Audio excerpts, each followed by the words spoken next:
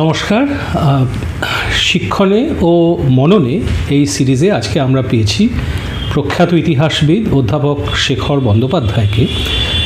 এই সিরিজে আপনারা যেরকম জানেন, আমরা ইতিহাসবিদদের সঙ্গে তাদের জীবন এবং কর্মকাণ্ড নিয়ে দুটোকে খানিকটা জড়িয়ে আমরা কথা বলি, কারণ আমরা মনে করি যে জীবন এবং তাদের কর্মকাণ্ড আলাদা নয়, কারণ প্রত্যেকের নিজের জীবনের যে প্রবাহ তার সঙ্গে তার বৌদ্ধিক বিকাশ, তার গবেষণা সব কিছুর একটা সম্পর্ক থাকে, ওটাও একটা ইতিহাস। তো সেই ইতিহাস নিয়ে বলার মতো অধ্যাপক শেখর বন্দ্যোপাধ্যায়ের থেকে যোগ্যতর লোক বেশি নেই। আপনারা সবাই জানেন ওর পরিচিতি, আপনাদের কাছে ওকে নতুন করে পরিচয় করিয়ে দেওয়ার কিছু নেই। প্রফেসর শেখর বন্দ্যোপাধ্যায়, উনি আমার সাক্ষাৎ মাস্টারমশাই। আমি ওর ছাত্র 80-র দশকে, তারপর থেকে দীর্ঘ 40 বছরেরও বেশি সময় ওর সঙ্গে আমার নিয়মিত যোগাযোগ থেকেছে, সাক্ষাৎ এবং ইমেল, ফোন ইত্যাদির মাধ্যমে। ওর গবেষণা আমি অত্যন্ত আগ্রহের সঙ্গে ফলো করেছি বরাবর, এবং তারপরে সম্প্রতি ওর সঙ্গে একটি বইতে দেশভাগের উপরে সহ সম্পাদক হিসেবে কাজ করারও সৌভাগ্য হয়েছে। সুতরাং এটা আমার একটা বড় সৌভাগ্য যে অধ্যাপক শেখর বন্দ্যোপাধ্যায়, যাকে আমি শেখরদা বলি, তার সঙ্গে এই কথাবার্তা বলার সুযোগ ঘটছে। তো আমি এই প্রসঙ্গে প্রথমেই এই উপক্রমণিকার পরে সরাসরি শেখর বন্দ্যোপাধ্যায়ের কাছে চলে যাব। শেখরদার কাছে প্রথম প্রশ্ন, এই প্রসঙ্গে বলা দরকার যে কথাগুলো শুনবো তার মধ্যে কিছু কিছু কথা আমি অভিজ্ঞতার সূত্রে জানি, তো কিন্তু সেগুলো আপনারা যারা শুনছেন তাদের মধ্যে অনেকেই ইতিহাসের ছাত্রছাত্রী, গবেষক, আপনারা ইতিহাসবিদও বটে, তাদের কাছে এই কথাগুলো আজকের দিনে বিশেষ জরুরি বলে মনে করি। আর শেখরদা, প্রথমেই আপনাকে জিজ্ঞেস করব আপনার ছোটোবেলার কথা, আপনার বাল্যকালের কথা। 50-60-এর দশকে যখন আপনার শৈশব এবং বাল্যে আপনি যে পারিবারিক পরিমণ্ডলে বড় হয়েছেন, সেখানে আপনার বাবা বাংলার খুবই প্রখ্যাত অধ্যাপক এবং পণ্ডিত ছিলেন, কিন্তু তিনি ইতিহাসের ছাত্র ছিলেন না, আপনার মাও ইতিহাসের ছাত্রী ছিলেন না। তো এইরকম একটা পরিমণ্ডলে আপনাদের পরিবারে পড়াশোনা, বই পড়া, আলোচনা, গল্প ইত্যাদির কালচারটা কেমন ছিল? তার সঙ্গে কি আপনি আপনার পরের দিকের যে ইতিহাসবিদ হিসেবে আগ্রহ, সেটাকে কোনোভাবে যোগ করতে পারেন? এই নিয়ে যদি কিছু বলেন। হ্যাঁ, আমার বাবা ছিলেন সাহিত্যের অধ্যাপক এবং পশ্চিমবঙ্গ সরকারের সরকারি কলেজে পড়াতেন, যে সূত্রে আমরা বিভিন্ন মফস্বল শহরে ঘুরেছি। প্রথমে আমার জন্ম হচ্ছে চুঁচুড়ায়, যখন বাবা ছিলেন হুগলি মহসিন কলেজের অধ্যাপক। তারপরে উনি ট্রান্সফার হয়ে যান বারাসাত গভর্নমেন্ট কলেজ। তারপরে আমরা একটা দীর্ঘকাল দার্জিলিং শহরে ছিলাম, যখন বাবা ওই দার্জিলিং গভর্নমেন্ট কলেজে পড়াতেন। বাড়িতে সবসময় দেখেছি একটা পড়াশোনার একটা কালচার ছিল, এবং যখন থেকে আমি ওই স্কুলের পাঠ্য বইয়ের বাইরে পড়ার সময়টা এলো, তখন বাবা আমাকে সবসময় উৎসাহিত করতেন সাহিত্য পড়তে, বাংলা সাহিত্য এবং ইংরেজি সাহিত্য। আমার এখনও মনে আছে যে আমি প্রচণ্ড হোঁচট খেয়েছিলাম শেক্সপিয়ার পড়তে গিয়ে। শেক্সপিয়ারের ইংরেজি কিছু বুঝতে পারতাম না, বাবা পাশে বসে পড়াতেন এবং আমি পড়তাম, বাবা মানে বুঝিয়ে দিতেন, যার ফলে প্রথম থেকেই সাহিত্যের দিকে একটা ঝোঁক তৈরি হয়। পরবর্তীকালে ক্লাস 9-এ দার্জিলিং ছেড়ে আমার বাবা স্বাধীনতা সংগ্রামে অংশগ্রহণকারী লোক, ফলে ওনার একটা ছিল যে মিশনারি স্কুলে ছেলেকে পড়াবেন না, তাই দার্জিলিং থেকে আমাকে রামকৃষ্ণ মিশন স্কুলে বদলি করা হলো। সরিষা রামকৃষ্ণ মিশনে পড়তাম। এই সরিষা রামকৃষ্ণ মিশনেরও একটা বিরাট প্রভাব আমার জীবনে আছে। তার দুটো, একটা হচ্ছে ওখানে পড়াশোনার খুবই সুন্দর একটা আবহাওয়া ছিল, যেখানে আমাদের পাঠ্যপুস্তকের বাইরেও নানা রকম জিনিস পড়াতে উৎসাহ দেওয়া হতো। বিকেলবেলায় লাইব্রেরি খোলা থাকতো, আমরা লাইব্রেরিতে গিয়ে বসতে পারতাম। আরেকটা জিনিস আমার ওখানে থাকাকালীন হয়েছে, সেটা হচ্ছে গ্রাম বাংলার সঙ্গে পরিচয়টা হয়েছে। আমাদের ওখানে নানা রকম সামাজিক কাজকর্মের প্রোগ্রাম ছিল, যে প্রোগ্রামে আমাদের নানা রকম গ্রামোন্নয়নমূলক কাজে যোগ দিতে হতো। ওখানে বছরে একবার করে উৎসব হতো, সেখানে গ্রামের মানুষ এসে খেতেন এবং তার জন্য আমরা গ্রামে গ্রামে গিয়ে চাঁদা তুলতাম। তারপরে নানা রকম গ্রামোন্নয়নমূলক কাজ, যেমন গ্রামে খড়ের গাদায় বা মাটির ঘরে প্রায় আগুন লাগতো এবং দমকল ছিল না, আমাদের একটা আগুন নেভানোর দল ছিল। আমরা কোথাও আগুন লাগলে আমরা সেখানে গিয়ে বালতি নিয়ে গিয়ে পুকুর থেকে জল তুলে আগুন নেভাতাম। এর ফলে আমার যেটা হয়েছে সেটা হচ্ছে গ্রাম বাংলার কৃষক জীবনের সঙ্গে একটা সরাসরি পরিচয় হয়েছিল।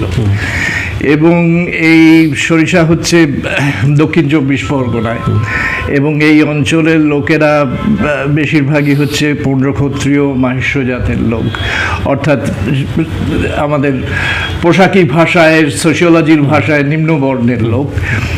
এদের জীবনযাত্রা, এদের সঙ্গে আমার সেই প্রথম থেকেই একটা পরিচয় হয়। কিন্তু সাহিত্যের দিকে ঝোঁক, হায়ার সেকেন্ডারি পাশ করলাম যখন, তখন আমার দুটো ইচ্ছে ছিল, একটা হচ্ছে প্রেসিডেন্সি কলেজে পড়বো, আরেকটা হচ্ছে ইংরেজি সাহিত্য পড়বো।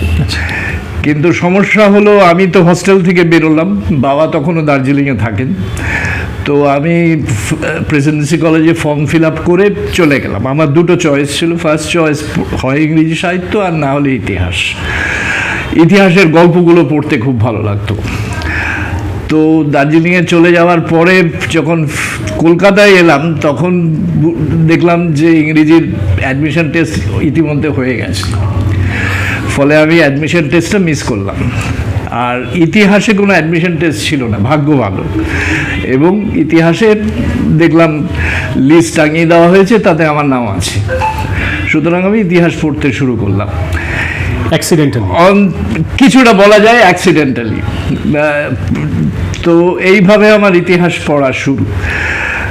যদিও প্রেসিডেন্সি কলেজ জীবনে ইতিহাস খুব যে মন দিয়ে পড়েছি প্রথম দিকে তা নয়।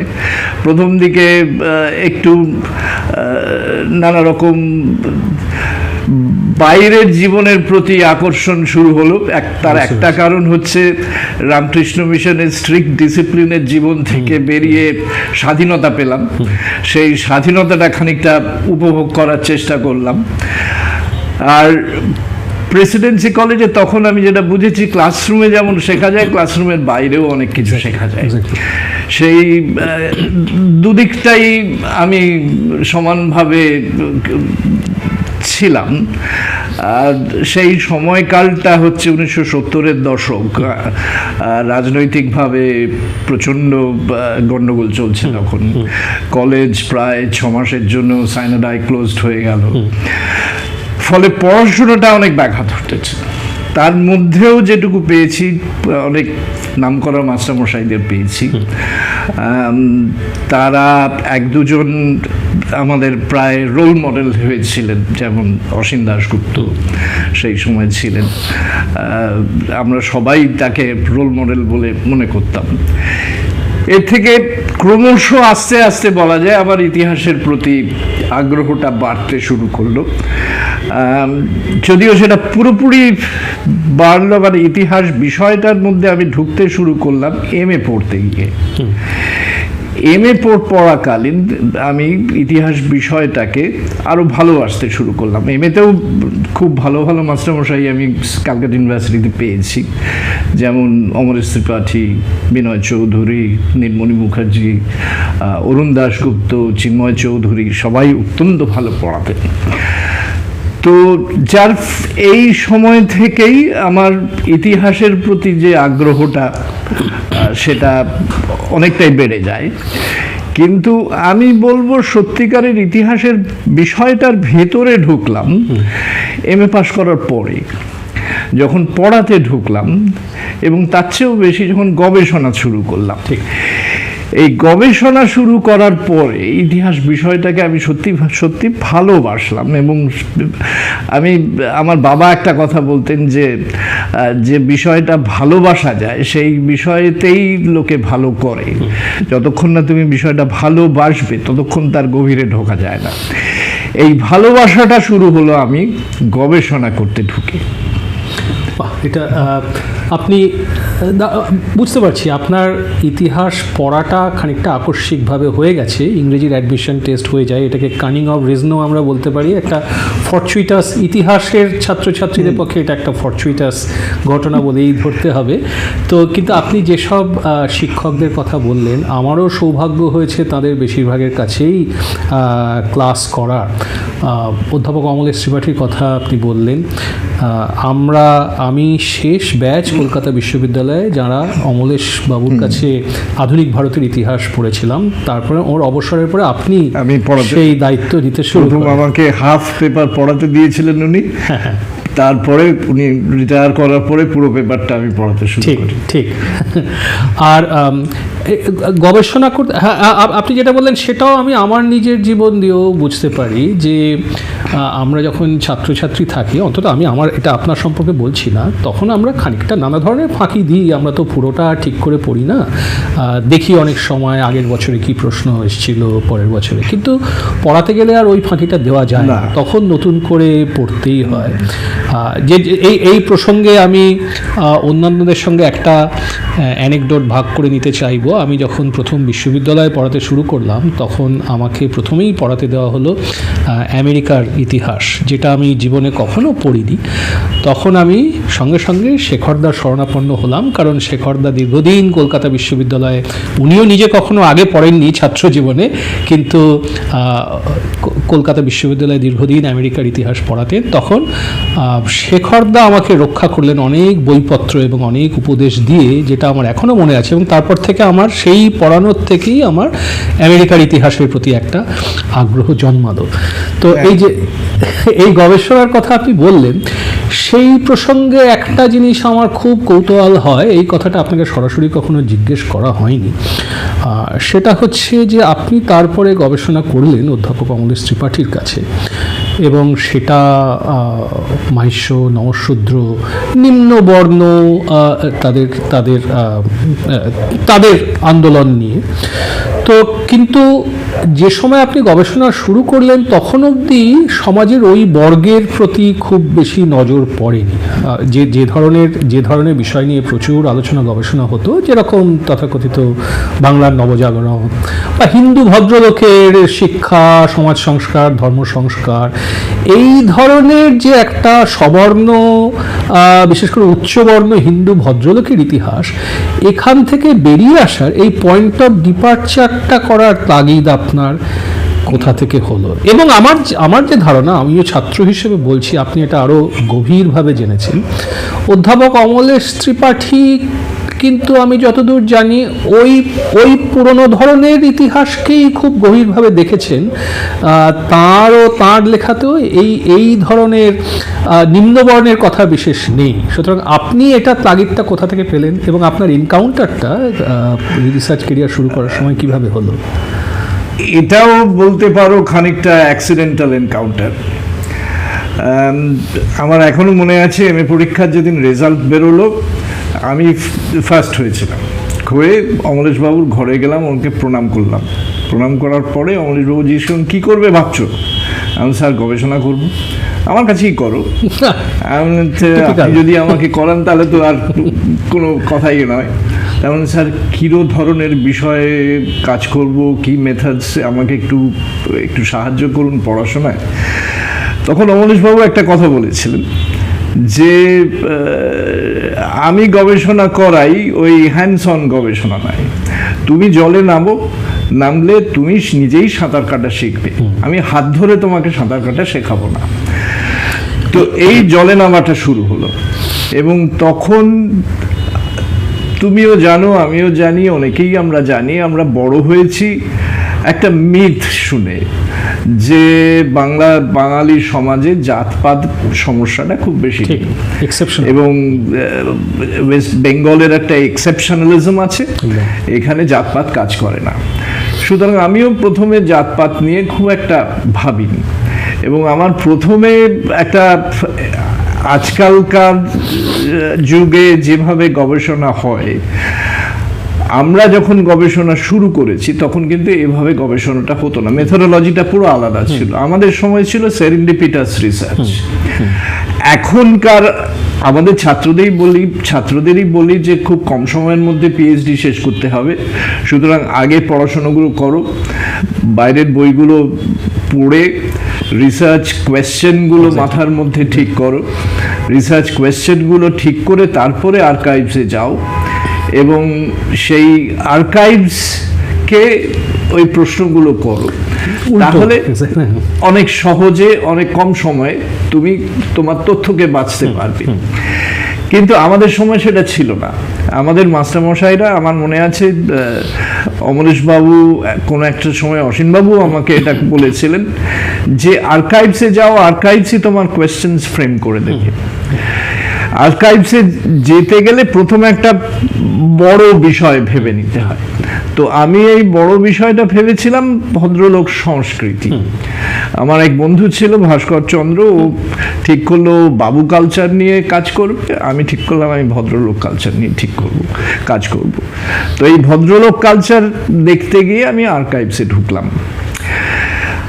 আর্কাইভসে ঢোকার পরে দেখলাম যে আর্কাইভসে প্রচুর মেটেরিয়াল রয়েছে এই ভদ্রলোক সমাজের বাইরের মানুষগুলির রাজনীতি এবং সমাজ সম্বন্ধে। ইদানিং এর আগে পর্যন্ত বাংলার রাজনীতির সম্বন্ধে যে সমস্ত বইগুলি বেরিয়েছে, যেমন ধরো লিওনার্ড গর্ডনের বই, তারপরে ব্রুমফিল্ডের বই, তারপরে সুমিত সরকারের বই, রজত রায়ের বই, সবাই দেখিয়েছেন যে ভারতের জাতীয়তাবাদী আন্দোলনে নিম্নবর্ণের মানুষ যোগ দেয়নি। তারা এই নিম্নবর্ণের ইতিহাসটাকে দেখেছেন উচ্চ সবর্ণের ইতিহাসের চোখ থেকে। এই নিম্নবর্ণের সচেতনতার যে একটা গুঁড়ো রূপ রয়েছে, নিজস্ব রূপ রয়েছে, এ সম্বন্ধে তারা কেউ ভাবেননি। এমনকি সুমিত সরকারের লেখাতেও, স্বদেশী মুভমেন্ট ইন বেঙ্গলেও কিন্তু নিম্নবর্ণের যে নিজস্ব আন্দোলন সেটার কথা নেই। উনি মেনশন করেছেন যে এরা যোগ দেয়নি স্বদেশী আন্দোলনে। কিন্তু আর্কাইভসে গিয়ে দেখলাম প্রচুর তথ্য রয়েছে এই নিম্নবর্ণের নিজস্ব আন্দোলনের ইতিহাস, এবং এর সঙ্গে আরেক ধরনের মেটেরিয়াল রয়েছে, সেটা হচ্ছে এই ঔপনিবেশিক সরকার জাতপাতটাকে কিভাবে দেখছে। ঔপনিবেশিক সরকারের কাছে এই কাস্ট সিস্টেমটা একটা বিরাট এনিগমা। এই 1870-80 দশক থেকেই তারা চেষ্টা করছে এই সমাজটাকে বোঝার। নানা ধরনের এথনোগ্রাফিক সার্ভে হচ্ছে। তারপরে 1890-এর দশকে গিয়ে রিজলি সাহেব আসছেন, তার বইগুলো বেরোচ্ছে। তিনি বই লেখার জন্য যে তথ্যগুলো সংগ্রহ করছেন, সেই র মেটেরিয়ালগুলো, সেগুলো সমস্ত আর্কাইভসের প্রসিডিংসে রয়েছে। এই যে ঔপনিবেশিক সরকারের ভারতীয় সমাজকে বোঝার যে ইতিহাসটা, এই ইতিহাস সম্বন্ধে অনেক বহু তথ্য রয়ে গেছে। এবং যাদের আমরা দলিত সম্প্রদায় বলি এবং মধ্যশ্রেণীর জাতিগুলি, যেমন মাহিষ্য, সদ্গ ইত্যাদি, এদের মধ্যে যে বিরাট আন্দোলন বা তাদের নিজস্ব যে সচেতনতা তৈরি হচ্ছে, একটা রাজনৈতিক এবং সামাজিক সচেতনতা তৈরি হচ্ছে, এর হদিশটা পেলাম। তো অমরেশ বাবুকে কি বললাম যে স্যার, আমার তো গবেষণার ডিরেকশনটা ঘুরে যাচ্ছে। ভদ্রলোক নিয়ে অনেকেই আলোচনা করেছেন, কিন্তু এগুলো তো কেউ দেখেননি। তো অমরেশ বাবু শুনে টুনে বললেন, ঠিক আছে দেখো, যখন পাচ্ছ মেটেরিয়াল। তো আমি দেখতে শুরু করলাম।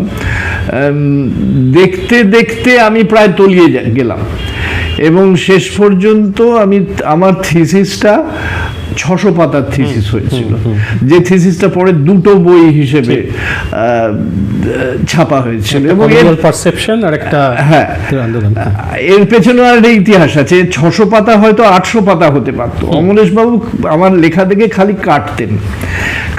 মানে হচ্ছে ওনার একটা কথা ছিল যে বেশি ডিটেলস দেবে না, বেশি ডিটেলস দিলে লোকে পড়তে পড়তে খেই হারিয়ে যায় এবং বোরিং হয়ে যায়।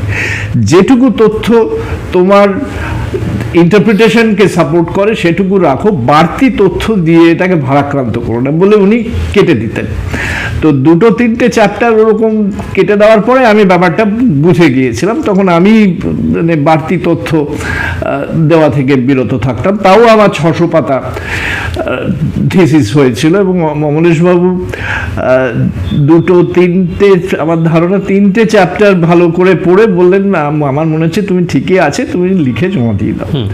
তখন আমি একটু ভয় পেয়ে গেলাম, একেবারে সোজা লিখে থিসিস জমা দেবো। তখন আমাদের বন্ধু স্থানীয় কিন্তু শিক্ষক, আমি তার প্রথম বছর মানে তার প্রথম বছরের কয়েক মাস ক্লাস করেছিলাম রজতবাবু।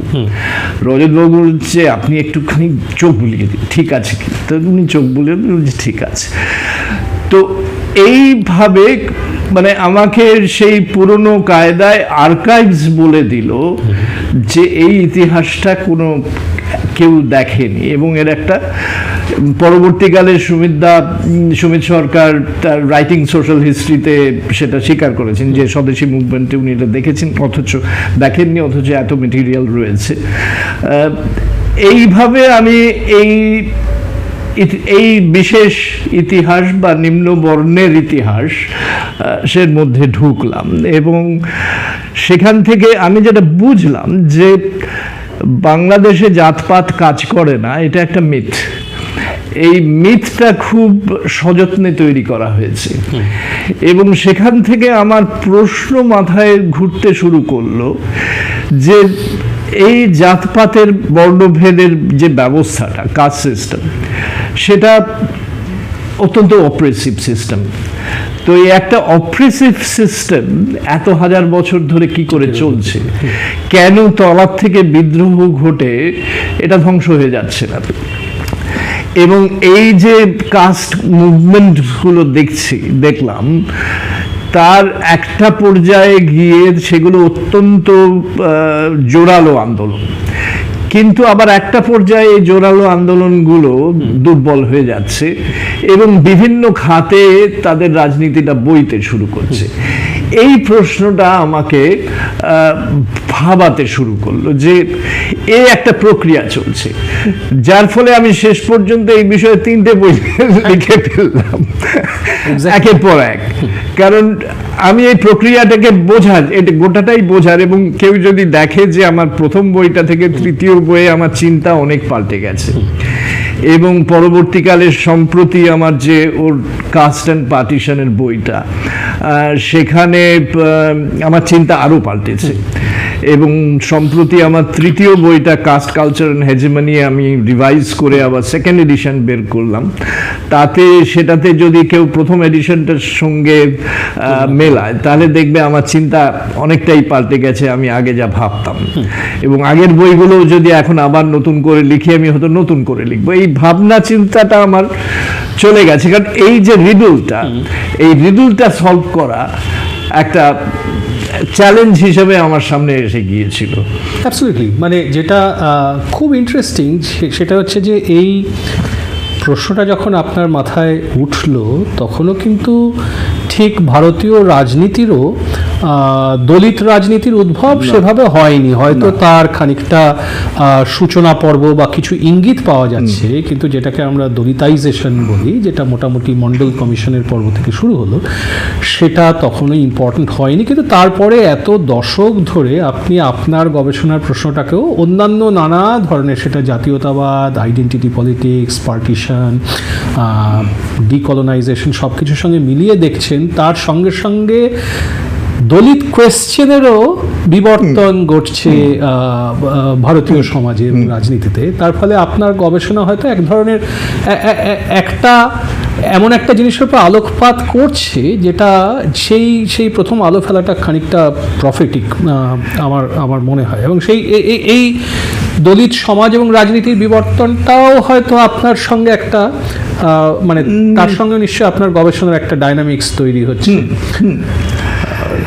তবে অন্য যে জিনিসটা আমি আবার ফিরে আসবো, যেটা আপনি এত সহজভাবে বললেন, সেটা আসলে এত সহজ নয়। যে আপনার গবেষণা সুপারভাইজার অমলেশবাবু বললেন যে তুমি জলে নামো, জলে নেমে তুমি পা ভেজাও এবং সাঁতার কাটো, নিজেই সাঁতার কাটতে শিখে যাবে, এবং তখন আপনি জলে নামলেন এবং জলে নেমে তারপরে সাঁতার কাটলেন এবং কেটে দেখলেন যেভাবে প্রশ্নগুলোকে সাজানো হয়েছিল বা যেভাবে আগে লোকে দেখতো সেরকম নয়। এটা আপনি যত সহজ করে বললেন, এই প্রসেসটা আদৌ অত সহজ নয়। আমার পরে এই প্রশ্ন আমরা ফিরে আসবো যে আপনি নিজে এই প্রথায় প্রথম আর্কাইভসকে চিনলেন এবং গবেষণা করলেন, তারপরে কলকাতা বিশ্ববিদ্যালয়েও আপনি ছাত্রছাত্রী তৈরি করেছেন, তারপরে এত দশক ধরে 3 দশকেরও বেশি সময় ধরে আপনি নিউজিল্যান্ডে ভিক্টোরিয়া ইউনিভার্সিটি অ্যাট ওয়েলিংটনে ছাত্রছাত্রী তৈরি করেছেন। তাদের কাছে এই নানা ধরনের মডেল আছে নিশ্চয়ই। গবেষণা ছাত্রছাত্রীদের সময়ের একটা সীমা থাকে, তাদের স্কলারশিপের একটা সীমাবদ্ধতা থাকে। সুতরাং আমরা পরে আবার এই প্রশ্নে ফিরে আসবো যে আপনি কিভাবে কি পরামর্শ দেবেন আজকের গবেষণা ছাত্রছাত্রীদের, যে তারা কিভাবে এই জলে নামার কাজটা কিভাবে আজকের দিনে তারা অপটিমাইজ করবে। কিন্তু তার আগে আমার প্রশ্ন হচ্ছে, যে সময় আমি আপনাকে মাস্টারমশাই হিসেবে প্রথম পেলাম সেটা 80-র দশকে, আপনি তার আগেই কলকাতা বিশ্ববিদ্যালয়ে এসেছেন অল্প কিছুদিন রামকৃষ্ণ মিশনে, নরেন্দ্রপুর রামকৃষ্ণ মিশন কলেজে এবং কল্যাণী বিশ্ববিদ্যালয়ে কাটিয়ে তারপরে কলকাতা বিশ্ববিদ্যালয়ে যখন আপনাকে আমরা MA পড়ার সময় শিক্ষক হিসেবে পেলাম, তখন যেরকম বললাম আগের পুরনো যারা কিংবদন্তি অধ্যাপক তাঁরাও রয়েছেন, তারা আস্তে আস্তে তখন অবসরের মুখে। কিন্তু আবার আপনি এবং আপনার সমসাময়িক গ্রুপের কিছু অপেক্ষাকৃত তরুণতর শিক্ষক, যারা হয়তো আমাদের থেকে বয়সে 8-10 বছরের বড়, কিন্তু অনেক বেশি আমাদের বন্ধুস্থানীয়, এবং আমাদের কাছে তাঁরা ছিলেন এক ধরনের মডেল। তো সেই সময়কার ক্লাইমেট, ইন্টেলেকচুয়াল ক্লাইমেট, ইতিহাস বিভাগের কলকাতা বিশ্ববিদ্যালয়ে, এইটা নিয়ে যদি কিছু বলেন, তারপরে আমরা আপনার অন্য মহাদেশে চলে যাব। আমার ইতিহাস বোধ এবং ইতিহাসের গবেষণা অনেকটাই শেপ করে দিয়েছে কলকাতা বিশ্ববিদ্যালয়ের 80-র দশকে আমার জীবন।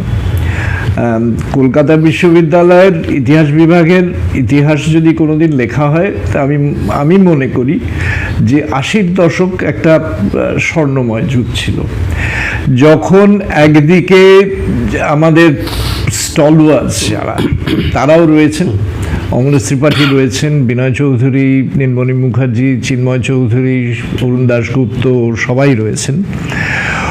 অন্যদিকে এক ঝাঁক তরুণ গবেষক যারা সদ্য গবেষণা শেষ করেছে বা তখনও পিএইচডি গবেষণা শেষ হয়নি, করছেন, এরকম এক ঝাঁক অল্প বয়সী এবং অত্যন্ত উৎসাহী ইতিহাসবিদ, তরুণ ইতিহাসবিদ কলকাতা বিশ্ববিদ্যালয়ে ঢোকে। আমি আসার কিছুদিন আগেই গৌতম ভদ্র, হরিবাসুদেবন জয়েন করেছে। তার বছর খানেকের মধ্যে আমি আর পরিমল ঘোষ জয়েন করলাম। আমাদের কয়েক মাসের মধ্যে এলো সুরঞ্জন দাস, অরুণ বন্দ্যোপাধ্যায়, ভাস্কর চক্রবর্তী, তারপরে এলো রুদ্রাংশু মুখার্জি, তারপরে লক্ষ্মী সুব্রমণিয়াম, বাসুদেব চ্যাটার্জি। ফলে সমস্ত আমরা একটা দল ছিলাম যে, এবং তোমার যদি মনে থাকে, আমরা তখন ইতিহাস বিভাগটা ছিল হাজরা রোডের একটা ঘর ছিল, সেটা হচ্ছে আমাদের বসার ঘর, কিন্তু ওটা আমাদের আড্ডার জায়গা, আমাদের ঝগড়ার জায়গা, আমাদের আলোচনার জায়গা। এবং সেখানে আমরা যেতাম সকালবেলায় এবং সন্ধে অবধি থাকতাম। মাঝে মধ্যে ওই বালিগঞ্জ ফাঁড়ির ধাবা থেকে খাবার আনা হতো, খাবার খেয়েও আমাদের আলোচনা চলত, যেটার মধ্যে যে আলোচনাগুলো সারাদিন, ধরো সপ্তাহে 5 দিন অন্তত, যে আলোচনায় হালকা হাসির আড্ডাও যেমন হতো, তেমনি বিভিন্ন ইতিহাস বিষয়ক কথাবার্তা হতো এবং আমরা একে অপরের কাছ থেকে জানতাম, কে কি বই পড়ছে সেটা জানতাম। তারপরে নিজেদের গবেষণার ক্ষেত্রে যে সমস্ত সমস্যা দেখা দিচ্ছে সে সম্বন্ধে উপদেশ পেতাম বন্ধুদের কাছ থেকে। তারপরে রজত বাবু আসতেন প্রতি সপ্তাহে একদিন করে, তখন উনি প্রেসিডেন্সি কলেজে এবং পোস্ট গ্রাজুয়েটে পড়াতেন একদিন করে। দীপেশ দা এসেছিলেন। রজতবাবু এটাকে একটা ফর্মালাইজড রূপ দেওয়ার চেষ্টা করলেন। আমরা একটা স্টাডি গ্রুপ তৈরি করলাম, যেটাতে মাসে একদিন করে আমরা এক একজনের বাড়িতে বসতাম, সন্ধ্যাবেলায় কিছু খাওয়া দাওয়া হতো, আর এক একজনের গবেষণার পেপার পড়া হতো এবং তাই নিয়ে একদম চুলচেরা আলোচনা হতো। এমনও হয়েছে, বলছি এটা কিচ্ছু হয়নি, আবার লিখতে হবে। তো কিন্তু এর ফলে আমাদের মনের মধ্যে নিজেদের গবেষণার বিষয় নিয়েই যে সমস্ত সংশয়গুলো ছিল সেগুলো কেটে যেত, এবং একটা থিওরিটিক্যাল মডেল মাথার মধ্যে শেপ করতে শুরু করলো, কোন ধরনের তথ্য দেখব, এই ধরনের ব্যাপারগুলো আসতো। তারপরে আমরা একটা বইও বের করেছিলাম, ডিসেন্ট অ্যান্ড কনসেন্সাস, বইটার নাম ছিল dissent and consensus social protest in pre industrial society, যেটা তিনজন ফর্মালি এডিটর ছিল, রজত রায়, বাসুদেব চ্যাটার্জি আর হরি বাসুদেবন, কিন্তু এটা একটা কালেকটিভ ওয়ার্ক, আমাদের সবার লেখা আছে। ফলে এই 80-র দশকটা জুড়ে যে একটা ইন্টেলেকচুয়াল বলা যায় ক্যামেরাডারি তৈরি হয়েছিল আমাদের মধ্যে, এটা আমাদের সবাইকেই আমার ধারণা ইন্টেলেকচুয়ালি অনেক এনরিচ করেছে। পরবর্তীকালে এটা আবার ভেঙে যায়। আমরা আবার এই কলকাতা বিশ্ববিদ্যালয় থেকে আমরা একের পর এক ছেড়ে চলে যেতে শুরু করি। প্রথম আমিই ছাড়ি, তারপরে গৌতম দা ছাড়ে, রুদ্রাংশু ছেড়ে যায়, লক্ষ্মী সুব্রমণিয়াম ছেড়ে যায়, এই আবার উল্টো ব্যাপারটা হলো। কিন্তু ওই 80-র দশকে আমরা একটা সত্যি একটা কনস্ট্রাকটিভ ইন্টেলেকচুয়াল ক্লাইমেটের মধ্যে ছিলাম, যেটা একদিকে আমাদের পড়ানোকে ইমপ্রুভ করেছে, আরেকদিকে আমাদের গবেষণাকে ইমপ্রুভ করেছে। এটা আমি একেবারে ব্যক্তিগত এবং আমার যারা ক্লাসমেট বা ওই প্রজন্মের যে সমস্ত ছাত্রছাত্রীরা, তারা আমরা একদম সাক্ষাৎ এটা ফিল করেছি, কারণ আমরা আপনাদের ওই ঘরে প্রবেশাধিকার পেতাম, খাবারেরও ভাগ মাঝে মাঝে পেতাম, এবং ওই আলোচনাগুলো আমরা শুনতাম, মাঝে মধ্যে আমরাও দু চার কথা বলতাম। সুতরাং আমাদেরও ইতিহাসকে কেরিয়ার হিসেবে বেছে নেওয়ার পিছনে ওই ঘরটা এবং ওই কথাবার্তাগুলোর একটা ভীষণ গুরুত্বপূর্ণ, সেটা তখন বুঝিনি, কিন্তু এখন পরিষ্কারভাবে বুঝি। তো এবং আমাদের একটা লক্ষ্য ছিল যে যারা ভালো ইতিহাসবিদ হতে পারবে সেই রকম ছাত্রছাত্রীদের বাছাই করা এবং তাদের উৎসাহিত করা বিভিন্নভাবে, যার জন্য আমরা অনেকে ভেতরে ডাকতাম। হ্যাঁ, একেবারে। তো এখান থেকে আপনি পরে এই পরিমণ্ডল থেকে বেরিয়ে যাওয়ার কথা বললেন, আপনি চলে গেলেন অন্য মহাদেশে, নিউজিল্যান্ডে, তারপরে সেখানে 3 দশক কাটালেন। তো তার গোড়ার কথাটা প্রথমে একটু আপনার কাছে জানতে চাইব, যে কিভাবে আপনার নিউজিল্যান্ডে প্রথম আগমন, এবং প্রাথমিক আপনার কি সিদ্ধান্ত ছিল কতদিন থাকবেন সেটা, এবং ইভেনচুয়ালি আপনার একাডেমিক কেরিয়ার অন্তত প্রায় পুরোটাই সেইখানে দেওয়ার কথা কোন সময় ভাবলেন, কি পরিস্থিতিতে? ব্যাপার হচ্ছে যে আমি বললাম যে 80-র দশকটা যেমন খুব কনস্ট্রাকটিভ এবং পজিটিভ টাইম কেটেছে, কিন্তু 90-এর দশকের গোড়া থেকে সেটা খানিকটা নষ্ট হতে শুরু করেছে। কারণ বিশদে যাব না, কলকাতা বিশ্ববিদ্যালয়ের রাজনীতিকরণটা শুরু হলো, এবং যেটা আমাদের বিভিন্ন ক্ষেত্রে খানিকটা আমাদের স্বাধীনতাকে খর্ব করতে শুরু করলো। এবং একটা সময় এলো আমি ভাবতে শুরু করলাম যে এবার অন্য কোথাও যেতে হবে। প্রথম আমি একটা ওই পোস্ট ডক্টরাল স্কলারশিপ পাই, চার্লস ওয়ালেস ফেলোশিপ, লন্ডনের সোয়াসে যাই। তখন আমি এই আমার থিসিস থেকে নমশূদ্রদের ওপর বইটা ডেভেলপ করার চেষ্টা করছি, এবং ইন্ডিয়া অফিস লাইব্রেরিতে সেটা নিয়ে পড়াশোনা শুরু করলাম। হ্যাঁ, তখন তুমি কেমব্রিজে ছিলে, এবং তখন এই ব্ল্যাকফ্রায়ার্সে ইন্ডিয়া অফিস লাইব্রেরিটা ছিল। এই ব্ল্যাকফ্রায়ার্সে ইন্ডিয়া অফিস লাইব্রেরির নোটিশ বোর্ডের দেখি হঠাৎ একদিন যে নিউজিল্যান্ডে ভিক্টোরিয়া ইউনিভার্সিটি অফ ওয়েলিংটন ভারতীয় ইতিহাস পড়ানোর একজন লোক চাইছে। তো Victoria university of Wellington New Zealand সম্বন্ধে আমার কোনো ধারণাই নেই, এবং এটা তো ইন্টারনেটের আগের যুগ। তো আমি ইন্ডিয়া অফিস থেকে ফিরে এলাম সোয়াসে আমার সেই সময় চার্লস ওয়ালেসের মেন্টর ছিলেন পিটার রব। তো আমি পিটার রবকে জিজ্ঞেস করলাম, পিটার এরকম একটা অ্যাডভার্টাইজমেন্ট দেখলাম, তুমি কি জানো এই ইউনিভার্সিটিটা সম্বন্ধে? পিটার বললো, আমি ওই ইউনিভার্সিটির গ্র্যাজুয়েট। আমি তাই নাকি? আমার যে ওরা একটা লোক চাইছে, তো বল হ্যাঁ তুমি অ্যাপ্লাই করো, ভালো ইউনিভার্সিটি। তো আমি কোনো কিছু না ভেবে ওই লন্ডনে বসেই একটা অ্যাপ্লিকেশন ছেড়ে দিলাম। তো অ্যাপ্লিকেশন ছেড়ে দেওয়া দিয়ে তারপরে আমার ফেলোশিপ টার্ম শেষ হয়ে গেল, আমি ফিরে এসে আবার কলকাতা ইউনিভার্সিটিতে জয়েন করে পড়াচ্ছি। এমন সময় হঠাৎ একদিন ফোন বাড়িতে যে তোমাকে ইন্টারভিউ করা হবে। তা ফোনে ইন্টারভিউ হলো, তার 10 দিন বাদে আমার কাছে অ্যাপয়েন্টমেন্ট লেটার চলে এলো। তো অ্যাপয়েন্টমেন্ট লেটারটা ছিল যে 3 বছরের চাকরি। তো আমি ভাবলাম যে 3 বছর ঘুরে আসি নিউজিল্যান্ডে, এখান থেকে ছুটি নিয়ে যাব, কোনো অসুবিধে নেই, একটা নতুন অভিজ্ঞতা হবে, আর নিউজিল্যান্ড দেশটা তো ভালো। তো আমি তখন ছুটি চাইলাম উইদাউট পে লিভ। আমাকে বলা হলো তোমাকে 2 বছরের ছুটি দেওয়া হচ্ছে, 3 বছরের ছুটি একসঙ্গে দেওয়া যায় না, আর 2 বছরের বাদে তুমি এক্সটেনশনের জন্য অ্যাপ্লাই করবে, তখন এক্সটেনশন পেয়ে যাবে। তো আমি এই ভেবে 3 বছরের নামে নিউজিল্যান্ড চলে গেলাম।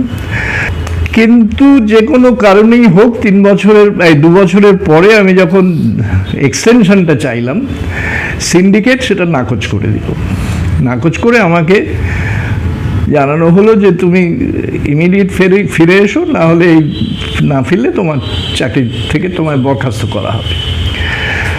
তো তখন আমি ভিক্টোরিয়া ইউনিভার্সিটি, তখন ডিন ছিলেন প্রফেসর টিম বিগলহোল, যিনি ভারতীয় ইতিহাসের লোক। টমাস মানরো ইন ম্যাড্রাস প্রেসিডেন্সির উপর ভালো বই আছে কেমব্রিজ ইউনিভার্সিটি প্রেসে। তো আমি বিগলহোলকে গিয়ে বললাম যে এরকম আমাকে যেতে হবে। বললো তোমার তো 3 বছরের কন্ট্রাক্ট আছে, তুমি 2 বছরের পরে কি করে যাবে, তোমাকে তো অনেক টাকা ফেরত দিতে হবে। তখন উনি বললেন তুমি যদি থেকে যাও আমি তোমাকে টেনিওর জব অফার করছি। তাই বললেন যে আর কি দরকার, আর কি আর পাওয়ার আছে। তখন বরখাস্ত হওয়ার আগেই আমি আমার রেজিগনেশন চিঠি পাঠালাম। তখন আমাকে অনেকে বলেছিলেন আমাদের একটু জানালে পারতে আগে। এটাই তো আমি চাই, ঠিক কাউকে বলে ছুটি পেতে হবে এই জিনিসটা আমার পছন্দ নয়, তাই আমি কাউকে জানাই। তো ঠিক আছে, তখন দুঃখ হয়েছিল, কারণ কলকাতা ছেড়ে যাওয়ার, পার্মানেন্টলি ছেড়ে যাওয়ার প্ল্যান আমার ছিল না। কিন্তু পরে উইথ হাইন্ডসাইট যখন পেছনের দিকে তাকাই, তখন মনে হয় যে ওখানে যাওয়ার ফলে আমি অনেক বেশি কাজ করতে পেরেছি, গবেষণার অনেক বেশি সুযোগ সুবিধে ওখানে আমাকে ওরা দিয়েছে। আর ওখানে যাওয়ার ফলে আমার চিন্তা ভাবনাগুলো আবার অন্য রকম শেপ নিয়েছে, এবং পড়ানো অন্য রকম, ওখানে একেবারেই অন্য ধরনের পড়ানো। এখানে যখন পড়াতাম, এখানে পড়ানোর ঝোঁক হচ্ছে ছাত্রদের কত বেশি তথ্য দেওয়া যায়, কিন্তু ওখানে পড়ানোর ঝোঁকটা আমাদের প্রথমেই বলা হলো যে পেডাগজির মূল লক্ষ্য হচ্ছে not to give them facts but to teach them how to get facts, এবং তাদের মনে প্রশ্নগুলোকে জাগিয়ে দেওয়া, এই ক্রিটিক্যাল মাইন্ডটা ডেভেলপ করা। আর যখন তোমাকে আধুনিক ভারতের ইতিহাস 22টা লেকচারে কভার করতে হয়, তখন তোমার এই ক্রিটিক্যাল থিঙ্কিংটা অনেক বেশি হয়। এবং আরেকটা জিনিস পড়ানোর ক্ষেত্রে আমার যেটা ডিফারেন্স হয়েছিল, এখানে MA ক্লাসে যারা পড়তে আসে তাদের সবারই ভারতীয় ইতিহাস সম্বন্ধে প্রায় একটা নলেজ থাকে, একটা ব্যাকগ্রাউন্ড নলেজ, সবাই অনার্সে পড়ে আসছে। কিন্তু ওখানে আমি যাদের ভারতীয় ইতিহাস পড়াচ্ছি তাদের ভারতীয় ইতিহাস সম্বন্ধে কোনো ধারণাই নেই। বেশিরভাগ ছেলেমেয়েরা মহাত্মা গান্ধী ছাড়া আর কোনো ভারতীয় হিস্টোরিক্যাল ফিগারের নাম কোনোদিন শোনেনি, কেউ 2-4 জন হয়তো নেহরুর নাম শুনেছে, এন্ড দ্যাটস ইট। সুতরাং এই একটা চ্যালেঞ্জ যে যারা ভারতবর্ষ সম্বন্ধে কিছু জানে না তাদের একটা সফিস্টিকেটেড লেভেলে ক্রিটিক্যাল হিস্ট্রি অফ ইন্ডিয়া তাদের কাছে পেশ করতে হবে। এটা একটা বিরাট চ্যালেঞ্জ। তুমি আমেরিকায় পড়িয়েছো, তুমি এটা খুব নিশ্চয়ই খুব ভালোভাবে জানো। যার ফলে আমি ওই পেডাগজিক চিন্তাগুলো আমার মাথায় ইয়ে করতে লাগলো কিভাবে এদের বেশি করে এদের কাছে প্রেজেন্ট করা যায় যারা কিচ্ছু জানে না।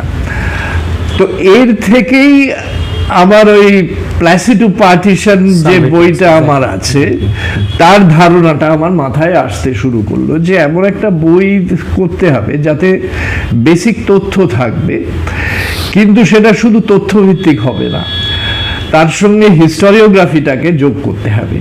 এবং আমার তখন আরেকটা জিনিস, আমাদের ওখানে ভিক্টোরিয়া ইউনিভার্সিটিতে ওখানেও আমাদের একটা দল আছে, যেখানে আমরা ভাবতাম যে ফার্স্ট ইয়ার আন্ডারগ্রাজুয়েটে যখন ছেলেমেয়েরা আসছে, স্কুলে একটা সার্টেনটিস্ট হিস্ট্রি দেওয়া হয় যে ইতিহাসটা এক সরল রেখায় চলেছে। এই যে সার্টেনটিস্ট হিস্ট্রির যে ধারণা, এই ধারণাটাকে ভাঙতে হবে যে ইতিহাসের অনেক রকম ইন্টারপ্রিটেশন হয়, যে এক সরল রেখায় ইতিহাস চলে না, ইতিহাসটা একটা প্রক্রিয়া। এবং যার জন্য হিস্টোরিওগ্রাফির ব্যাপারটা খুব ইম্পর্টেন্ট। এবং এই হিস্টোরিওগ্রাফির সঙ্গে হিস্ট্রিকে এক করে এই দেখাটাকেই হচ্ছে ইতিহাস পড়ার একটা মূল্যবান দিক। কারণ না হলে আমরা ওই সাদা কালো ইতিহাসটা দেখতে শুরু করি, বাকি যে আরো বিভিন্ন রকমের ইন্টারপ্রিটেশন হয় এক্স্যাক্টলি সেই ধারণাটা আমাদের থাকে না। এবং এর থেকেই আমার মনে হলো যে, এবং বাকি যে টেক্সট বুকগুলো তখন ছিল বাজারে, সেগুলোর মধ্যেও কিন্তু ওই এক ধরনের ইতিহাস, অর্থাৎ যিনি লিখছেন তিনি তার মতের ইতিহাসটাই ওখানে আসছে। এর বাইরে তার বাইরেও যে আরো অনেক রকমের ইতিহাসের ইন্টারপ্রিটেশন, একই ইতিহাসের ইন্টারপ্রিটেশন হতে পারে, এই ধারণাটা নেই। তার থেকেই আমার ওই প্ল্যাসিডো পার্টিশনের কনসেপ্টটা আমার কাছে এলো, যে হিস্টোরিওগ্রাফির সঙ্গে হিস্ট্রিকে ইন্টিগ্রেট করে না দেখলে পুরোটা ইতিহাসকে বোঝা যায় না। অ্যাবসলিউটলি, মানে যেটা ভারতবর্ষের মতো দেশে আরো বেশি করে দরকার, মানে সেটাই বলবো যে সে কিন্তু ভারতবর্ষের ইতিহাস নিয়ে, আধুনিক ভারতবর্ষের ইতিহাস নিয়ে সেই রকমের একটা প্লুরালিস্ট নন ইউনিটারি টেক্সট, সার্ভে টেক্সট লেখার জন্য কিন্তু আপনাকে নিউজিল্যান্ডে পড়ানোর অভিজ্ঞতাটা আপনার খুব কাজে লাগলো। সেটা আপনি হিস্টোরিওগ্রাফির কথা বললেন, যেটা আমার মনে আছে। আপনি ইনফ্যাক্ট যখন আপনি আমাকে আমেরিকার ইতিহাস পড়ানোর ব্যাপারে সাহায্য করলেন, তখন আপনি আমাকে দ্য পাস্ট বিফোর আস বলে একটা বই দিয়েছিলেন, যেটা হচ্ছে volume on the historiographical debates on American history. সেটা আমার অসম্ভব কাজে লেগেছিল, অসম্ভব ইনফ্লুয়েসড হয়েছিলাম।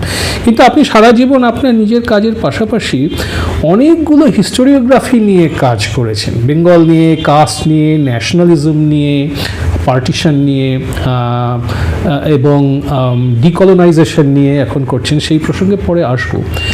কিন্তু এই প্লাসিডো পার্টিশন নিয়ে এইটাই আরও জিজ্ঞেস করতে চাই আপনাকে, যে এইটা একটা নতুন ধরনের সার্ভে টেক্সট লেখার সূত্রপাত আপনি করলেন। এইটা আজকের ভারতবর্ষে কতখানি জরুরি, বা পড়ানোর ব্যাপারে, টেক্সট লেখার ব্যাপারে, এই যে একটা প্লুরালিস্ট ভিউ যখন আস্তে আস্তে না, মানে অত্যন্ত দ্রুত বেগে একটা ইউনিটারি ভিশন, একটা মেজরিটারিয়ান ডেফিনিশন চলছে ভারতবর্ষে, তার যে আমাদের অনেকগুলো ইতিহাস, অনেকগুলো গল্প, অনেকগুলো ন্যারেটিভ, তার প্রতি সেন্সিটিভিটিগুলো হারিয়ে যাচ্ছে, বিপন্ন হয়ে যাচ্ছে, সেখানে এই ধরনের সার্ভে টেক্সট লেখার কাজ কতখানি জরুরি, কতখানি ইম্পর্টেন্ট?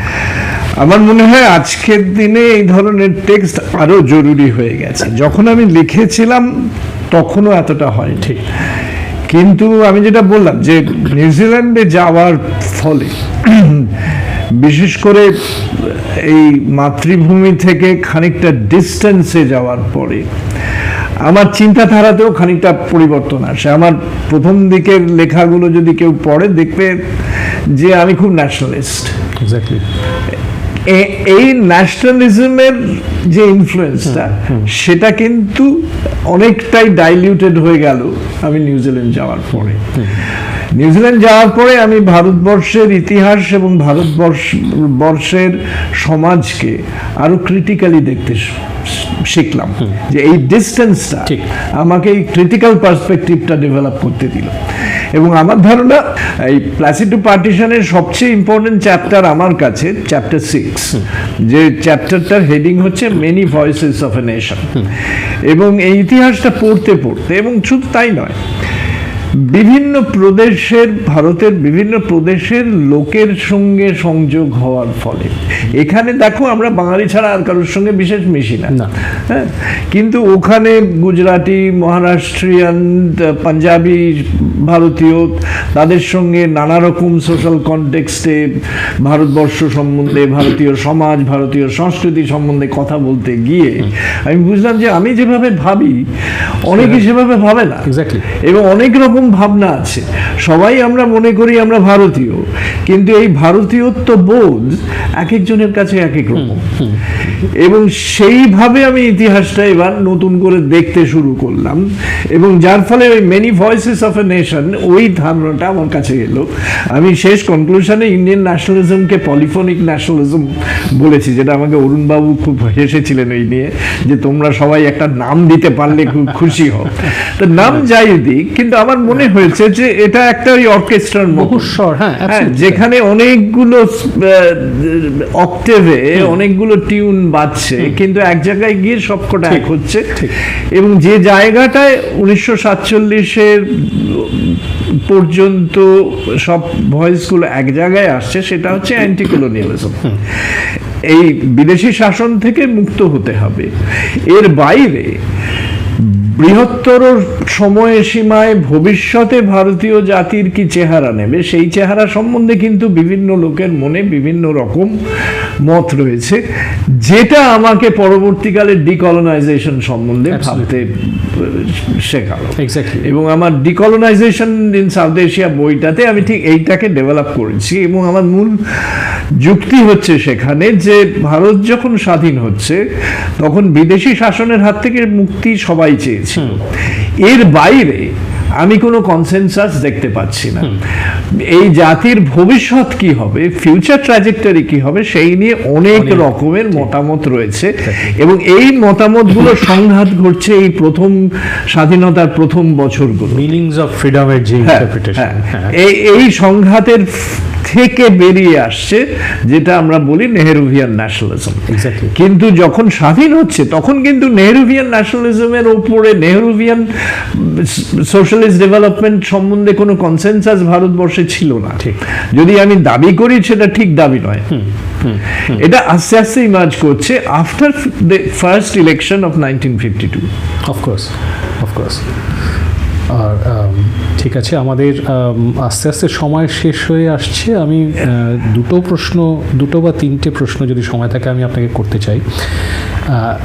এক হচ্ছে, আপনি এখন আপনার যে নতুন বই বেরোবে সেটা 43 সালের মন্বন্তরের ওপরে, যেটা একটা বিরাট ঘটনা, ক্যাটাক্লিজমিক ইভেন্ট। এবং সত্যি যে একটা দেশ 1943 সালে ওই ধরনের দুর্ভিক্ষকে ফেস করছে, সে তার হয়তো 20 বছরের মধ্যে সে ফুড প্রোডাকশনের সেলফ সাফিসিয়েন্সি অর্জন করবে, সেটা একটা বিরাট অ্যাচিভমেন্ট, যেটা আমাদের মাথায় থাকে না।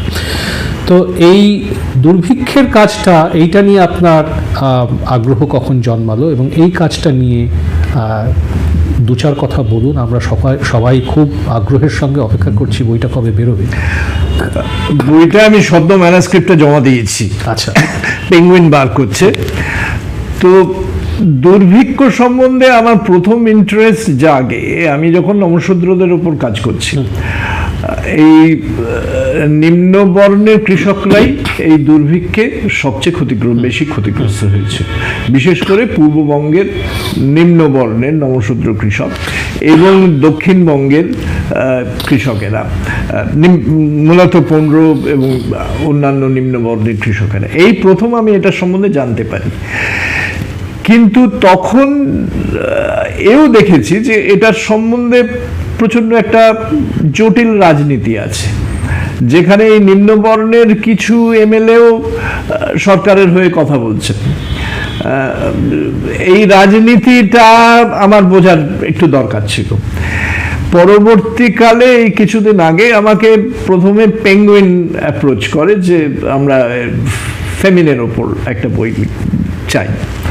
তো আমার সেটা তখন মনে হলো যে ফেমিনের ওপর অনেকগুলো খুব ভালো ভালো বই বেরিয়েছে। অমর্ত্য সেন তো আছেনই 1981, তারপরে 82 সালে পল গ্রিনোর বই বেরিয়েছে, ইদানিং কালে জনম মুখার্জির বই খুবই ভালো বই, মধুশ্রী মুখার্জির বই আছে চার্চিলের সম্বন্ধে। কিন্তু সবাই কোনো একটা বিশেষ দিক থেকে ফেমিনকে দেখছেন। ফেমিনের যে একটা টোটালিটি আছে সেই টোটালিটিটা কেউ দেখছেন না। যেমন অমর্ত্য সেনের লেখা এবং পরবর্তীকালে গ্রিনোর লেখার একটা মেইন ক্রিটিসিজম হচ্ছে তারা খুব শর্ট টার্ম হিস্ট্রিটা দেখছেন, অথচ আমার ধারণা পড়তে গিয়ে, যে আমরা সবাই বাংলার অ্যাগ্রেরিয়ান হিস্ট্রি পড়েছি, ধারণা যে এটা একটা লং টার্ম প্রসেসের কালমিনেশন হচ্ছে, যে বাংলাদেশের ফুড প্রোডাকশন এবং ফেমিনের ফলে যারা সবচেয়ে বেশি ক্ষতিগ্রস্ত হচ্ছে সেই ভূমিহীন কৃষক, তাদের অবস্থা ক্রমান্বয়ে খারাপ হয়ে আসছে এবং তারা যে একটা সাবসিস্টেন্স লেভেলের বাস করছেন, যেখানে বাজারের কোনো রকম একটু গন্ডগোল হলেই তারা বিপদে পড়বে এবং এই সময় যুদ্ধের ফলে একটা বিরাট রকম গন্ডগোল হচ্ছে। কিন্তু সবাই কেউ না কাউকে না কাউকে দোষী করেছে। কিন্তু আমার ধারণা মধুশ্রী মুখার্জি বলছেন যে চার্চিল দায়ী, গ্রিনো বলছেন যে মার্কেট ফেলিওর হচ্ছে, বড় চাষিরা জমি এন্টাইটেলমেন্ট কমে যাচ্ছে। জনম মুখার্জি একমাত্র বলছেন যে শুধু একটা ফ্যাক্টর দিয়ে এটাকে বোঝা যায় না, কিন্তু ওই অ্যাগ্রেরিয়ান হিস্ট্রির ডিটেলসে জনম যাচ্ছে। তো আমার ধারণা, আর দ্বিতীয়ত হচ্ছে এর সোশ্যাল কনসিকুয়েন্সেস, এর জেন্ডার রিলেশনসের উপরের এফেক্ট, কাস্ট রিলেশনসের উপরের এফেক্ট, ক্লাস রিলেশনসের উপর এফেক্ট। এটা আরেকটা দিক যেটার পুরোপুরিভাবে কেউই আলোচনা করছেন না। তৃতীয় দিক হচ্ছে যে এখানে অনেকেই এই সময়কার মধ্যবিত্ত ইন্টেলেকচুয়ালদের দায়ী করে যে তারা কিছুই করেন, এবং তারা অনেকেই মনে করেন যে এটা গ্রিনোর থেকে আসছে, যে লোকে না খেতে পেয়ে মরছে কিন্তু বিদ্রোহী হচ্ছে না। কিন্তু আমার প্রশ্ন হচ্ছে, বিদ্রোহী হওয়ার কি অবস্থাটা ছিল? কিন্তু বিদ্রোহী না হতে পারার কনসিকুয়েন্সটা কি? আমার ধারণা বিদ্রোহী না হতে পাওয়ার কনসিকুয়েন্স হচ্ছে মিডল ক্লাস ইন্টেলেকচুয়ালদের একটা বিরাট মরাল ক্রাইসিস তৈরি হচ্ছে। তারা এই মাস হাঙ্গারটাকে দেখছেন, কিন্তু তাদের কিছু করার ক্ষমতা নেই, কারণ অ্যান্টি ফ্যাসিস্ট মুভমেন্টটাও একসঙ্গে চলছে এবং তারা চাইছেন না যে এই সময় কোনো রকম আন্দোলন করে অ্যান্টি ফ্যাসিস্ট ওয়ারকে কোনো রকমভাবে ডিসরাপ্ট করা যায়, যেটা কমিউনিস্ট পার্টির পলিসি। আর অন্যদিকে কংগ্রেসের নেতারা সবাই জেলে, মুসলিম লীগ তারা সরকারে রয়েছে, তারা আন্দোলন করবে। আন্দোলনটা লিড করার জন্য যে প্ল্যাটফর্মটা দরকার সেই প্ল্যাটফর্মই তো নেই, সুতরাং আন্দোলন কি করে হবে হাঙ্গার নিয়ে? আর দ্বিতীয় হচ্ছে, যখন মানুষ না খেতে পেয়ে মরে যাচ্ছে তখন সে বিপ্লবের কথা ভাবে না, তখন তার কাছে সার্ভাইভালটাই বেশি হয়। কিন্তু আরেকটা জিনিস হচ্ছে যে এই যে ইন্টেলেকচুয়ালরা কিছু করতে পারছেন না, আমার ধারণা তার ফলে একটা বিরাট মরাল ক্রাইসিস হচ্ছে, যে মরাল ক্রাইসিসের রিফ্লেকশন হচ্ছে এই সময়কার আর্ট, লিটারেচার, পারফর্মিং আর্ট এর ভেতর। আর্ট হিস্টোরিয়ানরা ফেমিন আর্ট নিয়ে আলোচনা করেছেন, লিটারারি হিস্টোরিয়ান সুপ্রিয়া চৌধুরী, অমলান দাশগুপ্ত, এরা ফেমিনের বা সৌরিত ভট্টাচার্য, এরা লিটারেচারটা নিয়ে আলোচনা করেছেন, কিন্তু এরা কেউই এই ফেমিনের যে ব্রডার হিস্ট্রি তার সঙ্গে এটাকে ইন্টিগ্রেট করে করছেন না। আমার বইতে আমি যেটা করতে চেষ্টা করেছি, এই ফেমিনের একটা হোলিস্টিক সোশ্যাল হিস্ট্রি লেখার চেষ্টা করেছি, জানি না কতটা সফল হব। এই একদিকে যেমন অ্যাগ্রেরিয়ান হিস্ট্রি, পলিটিক্যাল হিস্ট্রি, অন্যদিকে আর্ট হিস্ট্রি, লিটারারি হিস্ট্রি, সবগুলোকে এক জায়গায় এনে এটার একটা সামগ্রিক ছবি আঁকার চেষ্টা করেছি। দেখা যাক কি হয়। থ্যাংক ইউ শেখরদা, অনেকক্ষণ কথা বলেছেন। আমি শুধু শেষ একটা জেনারেল প্রশ্ন আপনাকে করব, এটা বিশেষ করে যারা আজকের দিনে ইতিহাস তো খুব বিপন্ন অ্যাজ অ্যান অ্যাকাডেমিক সাবজেক্ট। ইতিহাস লোকে পড়ে না, ইতিহাস তৈরি করে। এই তথাকথিত পোস্ট ট্রুথ দুনিয়াতে ফেক নিউজ, ফেক হিস্ট্রি, অনেক সময় আমরা ঠাট্টা করে হোয়াটসঅ্যাপ হিস্ট্রি বলি, তাতে দুনিয়া ভরে যাচ্ছে। এই রকম একটা বিপন্ন সময়ে যারা ইতিহাসে উৎসাহী কিন্তু হয়তো খানিকটা কনফিউজড, তারা হয়তো ইতিহাসকে কেরিয়ার চয়েস করবে কি করবে না এটা বুঝতে পারছে না, তাদেরকে আপনি আপনার এই যে 50 বছর বা তারও বেশি সময়ের অভিজ্ঞতা, এবং আপনি একই সঙ্গে নিরলস পড়িয়েও গেছেন, নিরলস গবেষণাও করে গেছেন, যে দুটোর মধ্যে একটা গিভ অ্যান্ড টেক সবসময়ই থাকে, এই অভিজ্ঞতা থেকে আপনি এই ধরনের ইতিহাসের যারা অপেক্ষাকৃত অল্প বয়স্ক গবেষক, ছাত্রছাত্রী ভাবছে ইতিহাস নিয়ে, বাকি জীবনে ইতিহাসটাকে আরও বেশি স্থান দেওয়ার কথা, তাদেরকে এই বিপন্ন সময়ে আপনি কি বলবেন? এটাই আমার শেষ প্রশ্ন। আপনার কি অ্যাডভাইস হবে তাদের কাছে? আপনি একটা সময় আপনার মাস্টারমশাইয়ের কাছে শুনেছিলেন জলে নেমে সাঁতার কাটার কথা। আজকে এক ধরনের অন্য ধরনের জল আমাদের প্রায় গ্রাস করে দিচ্ছে, এরকম সময় আমার মনে হয় এখন আরো বেশি করে ইতিহাস পড়ানোটা একটা সামাজিক দায়িত্ব। এটা শুধু পেশা নয়। যারা শুধু পেশা হিসেবে ইতিহাস পড়ানোকে বা গবেষণাকে নিতে চাইবে তাদের পক্ষে খুব ভালো সময় এটা নয় না। কিন্তু আমার ধারণা সমাজ সচেতন তরুণ তরুণীরা এটাকে একটা সামাজিক দায়িত্ব হিসেবে গ্রহণ করবে, এবং আমরা যারা ইতিহাস পড়াই আমাদেরও একটা সামাজিক দায়িত্ব আছে। ইতিহাস আমরা ক্লাসরুমে যেমন পড়াই, ক্লাসরুমের বাইরেও এই ইতিহাসটাকে পৌঁছে দিতে হবে।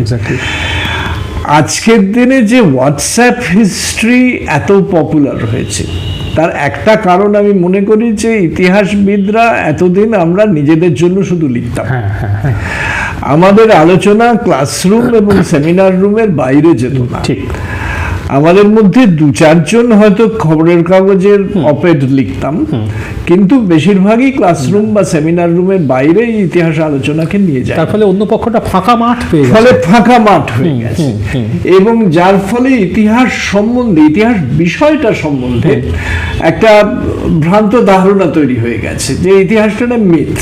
হ্যাঁ, ইতিহাসটা মিথ, এবং যে কেউ ইতিহাস লিখতে পারে। মানে ইঞ্জিনিয়ার হতে গেলে ইঞ্জিনিয়ারিং পড়তে হয়, ডাক্তার হতে গেলে ডাক্তারি পড়তে হয়, কিন্তু ঐতিহাসিক হতে গেলে না পড়লেও চলে। এই যে মিথটা তৈরি হয়েছে, এই মিথটা আমরাই ভাঙতে পারি। আমাকে অনেকে প্রশ্ন করেন যে এই ইতিহাস, এই যে হোয়াটসঅ্যাপের ইতিহাস, সেটাকে আমরা কিভাবে কনফ্রন্ট করব? আমার উত্তরটা হচ্ছে আমরা একমাত্র কনফ্রন্ট করতে পারি মেথোডোলজির প্রশ্নে। ইতিহাস, আমরা সবাই যারা ইতিহাস পড়েছি আমরা জানি যে ইতিহাস লেখার একটা মেথোডোলজি আছে। আমরা কল্পনা করে ইতিহাস লিখতে পারি না। মিথোলজিকে ইউজ করতে পারি, কিন্তু মিথকে ইউজ করারও কতগুলো পন্থা আছে। এবার অন্য যে ইতিহাসগুলো আসছে আমরা সেটাকে চ্যালেঞ্জ করতে পারি যে সেটা কি মেথডে, সেটা কি ওই ইতিহাসের মেথডে লেখা হয়েছে নাকি অন্য মেথডে লেখা হয়েছে। দু রকমের ইতিহাস সবসময় থাকে, একটা হচ্ছে একাডেমিক হিস্ট্রি, আর একটা হচ্ছে পলিটিক্যাল হিস্ট্রি। পলিটিশিয়ানরা এক ধরনের ইতিহাস তৈরি করে। এই পলিটিশিয়ানদের হিস্ট্রিকে আমরা যদি চ্যালেঞ্জ করতে চাই তাহলে আমাদের একমাত্র মূলধন হচ্ছে মেথডস। আমরা তাদের মেথডসকে চ্যালেঞ্জ করতে পারি। আমাকে যখনই কেউ এই ধরনের ইতিহাস বলে আমি বলি এই তথ্যটা কোথা থেকে পেলে?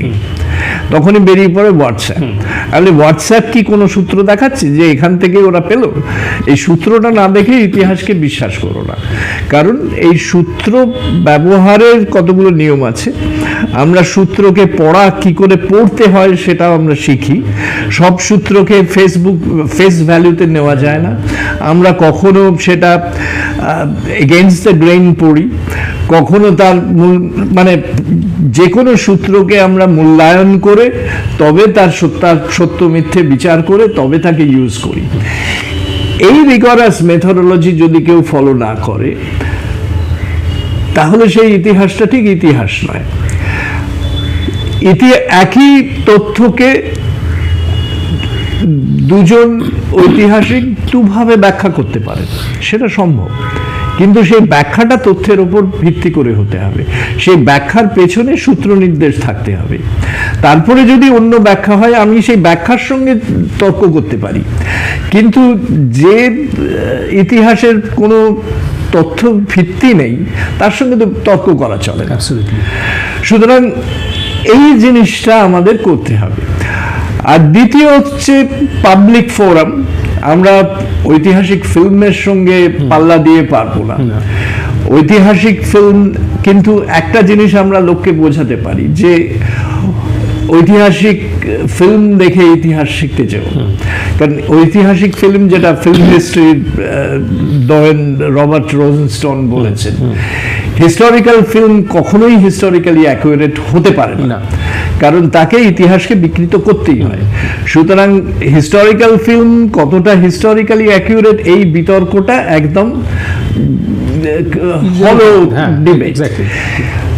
এর থেকে না, এর মধ্যে না গিয়ে বরং আমরা বিতর্ক করতে পারি যে এই যে বিকৃত ইতিহাস ভিত্তিক যে ফিল্ম, সেটা যে সময়ে তৈরি হচ্ছে সেই সময়টাকে আমরা কতটা বুঝতে পারি এই ফিল্মটা দেখে। এই বেসিক তথ্যটা আমাদের লোককে জানাতে হবে যে হিস্টোরিক্যাল ফিল্ম দেখে হিস্ট্রি শিখতে যেও না, কারণ হিস্টোরিক্যাল ফিল্ম ইনএভিটেবলি ইনঅ্যাকুরেট। বরং আমরা হিস্টোরিক্যাল ফিল্ম দেখে এটা বুঝতে চেষ্টা করি যে কেন এই ফিল্মটা তৈরি করা হলো এই সময়ে।